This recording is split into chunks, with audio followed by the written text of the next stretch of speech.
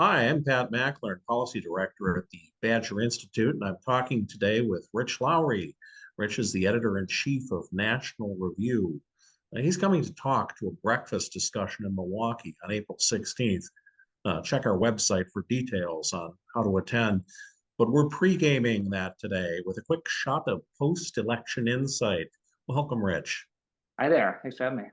It's always a bit of a delight to Wisconsinites to hear what sort of an outside perspective on what the big events that have been eating up all our television time have looked like from a distance and what people are saying. Uh, so I wonder if you can give me some insight here on one particular thing. Right now, progressives are crowing. I mean, Mhm. they won. Right. And they're crowing that this is a referendum on Trump, especially the 10-point loss by conservative Brad Schimmel to the leftist Susan Crawford on the Supreme Court race, and that this is somehow a judgment on the new administration. I mean, is that true or not quite? Or yes, but forgotten in a day? I think it's it's understandable they're crowing, right? What else are they going to crow about? So they didn't win the congressional races in Florida, but for me, I've been around the block a few times now, and this is just so predictable. Special elections, when you're in power, don't go well. They just never do. The other side gets more ginned up than your people are, and you lose. Now the margin was a little surprising, right? 9 points. Wisconsin, in many ways, is the new Florida. Since Florida is no longer a swing state, you expect everything to be 1 or 2 points in Wisconsin. So that was surprising.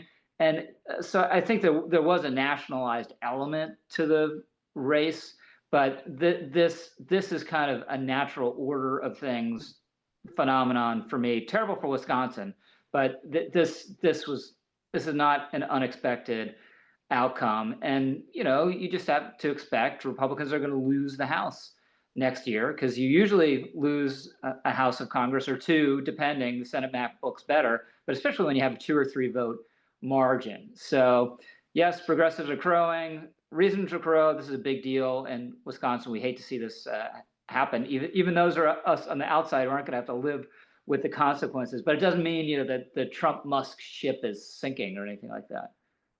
Mm-hmm. Well, about Trump, I mean, part of the deal with him is that he's polarizing. We've known this for a long time, uh, and polarizing in a particularly weird way. He attracts disengaged voters. Yeah.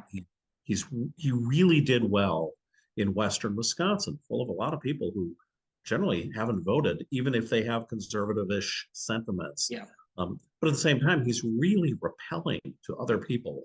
Hmm. For some reason, he's aesthetically repulsive to the suburban Milwaukee counties. Um, do you see that changing at all? No. Direct. No. So I think there are two things going on. One, right, Trump, just the Trump effect. He can turn people out when he's on the ballot. And then, he's getting the guy, and they really cleverly went out of their way to do this. Last year, you got a guy sitting on his couch, right? Not doesn't go to church, not really civically engaged. He's playing video games. God knows what else he's doing. And you need to reach that guy and turn him out. And they did it. But is that guy going to turn out for Brad Schimmel or the average Republican? Probably not. So some of it's a Trump phenomenon, and some of it's related to that, but a deeper thing, just where Republicans now have a lower voting propensity coalition, or more lower propensity voters than they did in their coalition, had in their coalition in the past. So all the talk of Republicans are into voter suppression and all that, it's they never were, but if they were into that, it'd be hurting our own side, because their voters now, they're waiting on the edge of their seat to go vote. That's what they like to do. They love to do it weird times, off-year elections, special elections, more than Republican voters do. So that's a deep phenomenon. I think that it's been enhanced, like a lot of stuff has been enhanced and underlined by Trump, but it's also deeper than Trump, and will be a persistent factor going ahead. So Elon Musk showing up in Wisconsin supposedly toxified Mm-hmm. Wisconsin's political picture here just by showing up. Um, But in DC, most of what he's been doing is this sort of classic old Republican waste slashing, just with a Yeah, sort of a uh, absolutely. Argentinian chainsaw Yep. vibe to it.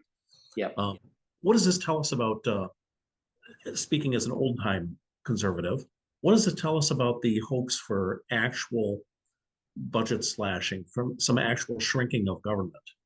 Well, Is I it, think it's is been, that what possible? it's trying to do is great, and I see Musk as a kind of a different version in certain respects, but kind of ideologically in the same place. Speaking of, Wisconsin, Paul Ryan, right?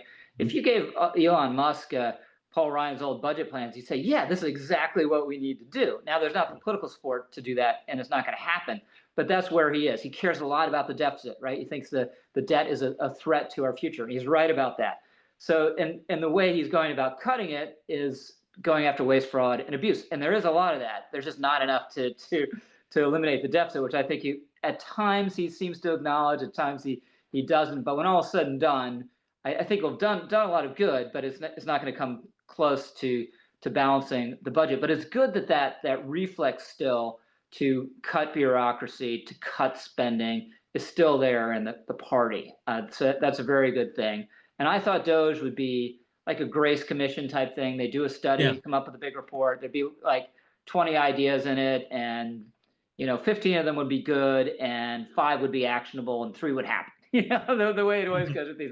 Instead of being like an action team, an A team going in there actually doing it. Now they've gone too fast, and it's been kind of chaotic, and they've had to reverse some stuff. And there's some big legal questions, which I think, by the way, Congress on at least the spending can take care of just by passing rescissions. And rescissions are specific requested spending cuts that you can send to Congress.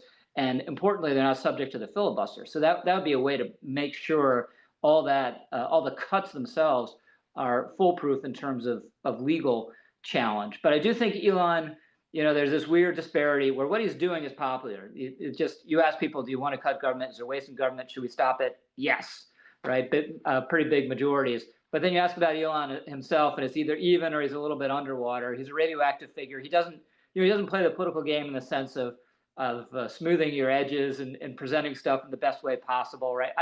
The chainsaw was huge fun at CPAC that Malay gave him, but I'm like, there's no way that image is going to play well in the long term. And of course, we're not hearing about chainsaw anymore. Trump himself said, well, let's use right.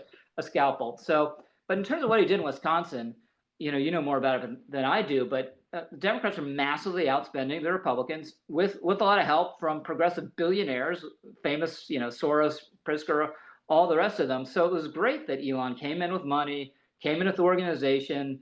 My understanding, talking to people out there, you actually saw organizers on the ground. I'm not sure that I would have gone myself if I were Elon and put on the cheese head. It was a great image. He's like Trump, just a great showman. But I do think that probably at the margins helped energize Democrats a little bit. But investing heavily in the race was a good thing for Elon to do, and I think he's a big asset to our side. Rich, we're drawing to the end of our time here, so I must say thank you for spending time with us. And to everybody watching, remember that if you want a deeper dive into conservative insight, and you do because we're throwing in a buffet breakfast too, sign up today for Rich's upcoming visit to Milwaukee. He'll be hosted by the Badger Institute at the spectacular Harley-Davidson Museum, where the parking is ample and the conversation will be crisp, on April 16th. See badgerinstitute.org to sign up for it. And Rich, thank you so much. It's been a delight talking with you, and I'm looking forward to your visit. Awesome. Me too. Thanks so much. All right.